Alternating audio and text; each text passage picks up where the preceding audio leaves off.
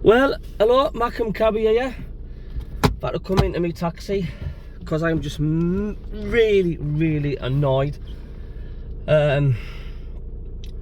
Strength and depth is getting Sunderland again. Injuries are starting to screw Sunderland season over once again. I mean, this is what you get, Speakman, when you're signing, right, players that are injured. 3 of our signings we've made, Artie's made any, well, 2 has not made any appearances for the first team at all. Pavida has been like a waste of space, injuries. I mean, what sort of business is that?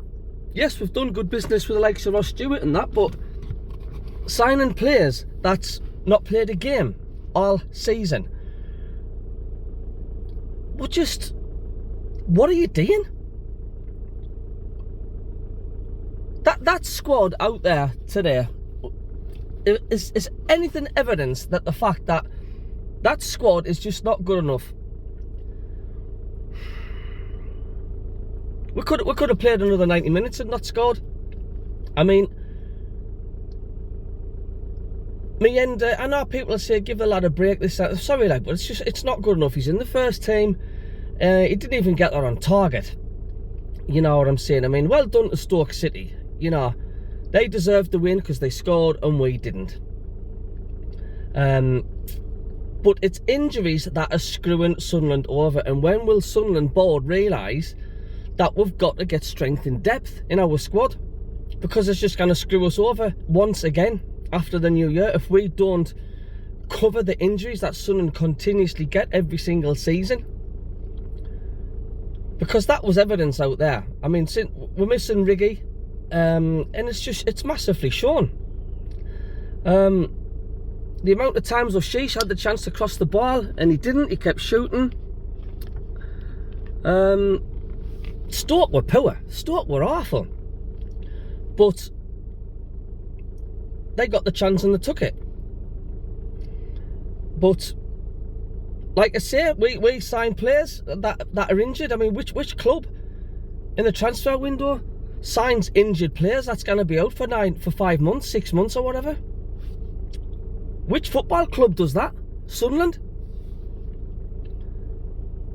I mean, that today, playing Sheffield United on New Year's Day's night, we'll get skinned alive. Crikey. But we're just saying the same thing over and over again. You know, we should have been 3 or 4 now up, but we just can't hit a barn door with a teaspoon. If anybody's seen Meander's chance, honestly, it was a easier chance than the one against Blackburn. The ball, it was a lovely cross, mind, and he was in the 6-yard box, Meander, and he hit it too square on, and it went straight back the other way, about 5 or 6 yards past the post. Didn't even get it on target. Either side of the keeper, that's 1-0. But once again, we're let in another last minute goal.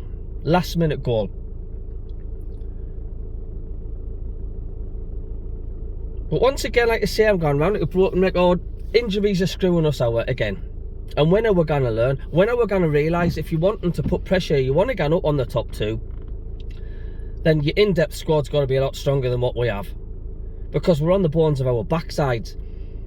And, you know, we're getting to a stage where we're practically playing an under-21 side.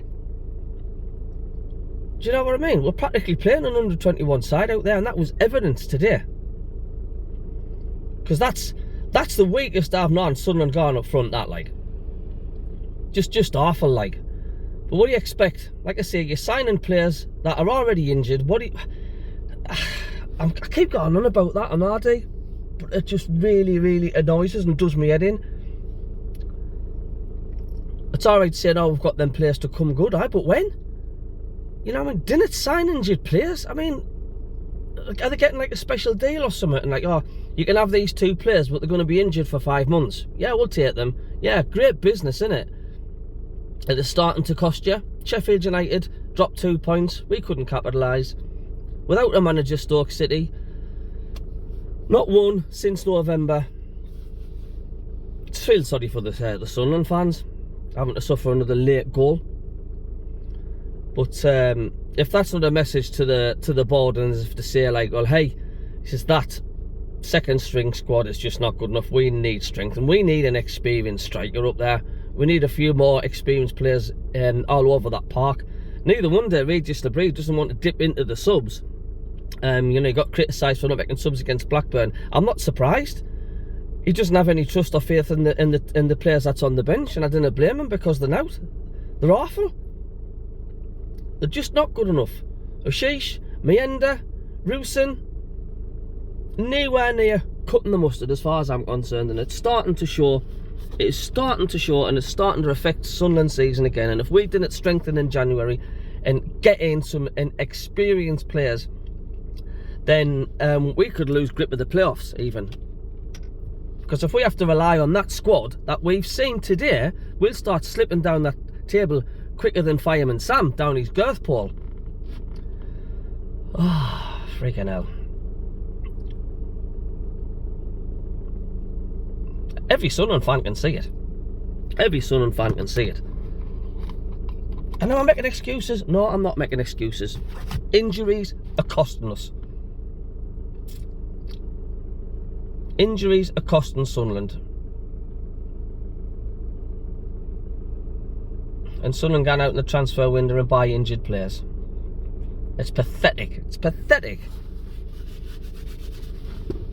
And leave Mayenda alone, this and that and the other, but I'm not having it. I'm not having it. Like, I mean, he's a professional footballer. You've got to do better than that. My God. Like I say, no wonder Regis Labrie doesn't want to touch his bench. If that's what comes on, if that's what he's got on the bench, neither wonder he doesn't want to touch them. Crap. Sorry, like just not good enough.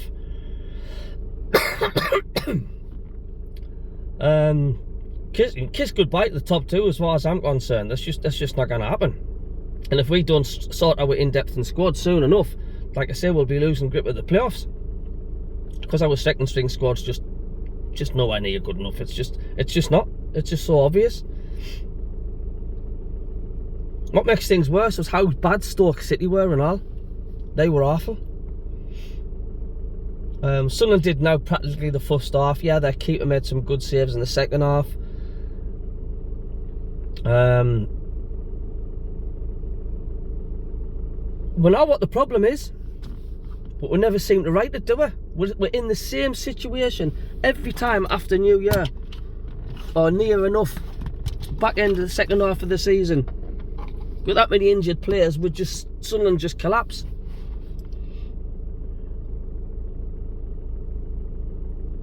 And I know folk will say, CABBIE, man, you overreacting, man, we're still in the playoffs, this and that, the other. Aye, but today is just not good enough. That has got to send a message to the board. If I would Regis Labrie, I'd be knocking on the board's door now, or speaking and saying, oh, that's evidence there that squad I've got there isn't good enough. It says we need a stronger team. We need more in depth, because we're not going to achieve now with that. That's what he's got to do, because that's evidence all over the pitch. Anyway, I'm gonna go because I'm so annoyed. I'm just so annoyed. We can see what's going on, but them and the Ivory Towers cannot. So anyway, that's my match review over and done with. Tune into the MACKEM, CABBIE and Davey show this Monday, 8 to 9. It's gonna be fun. I'll see you. Anyway, I'm gone because I'm fed up. See you later.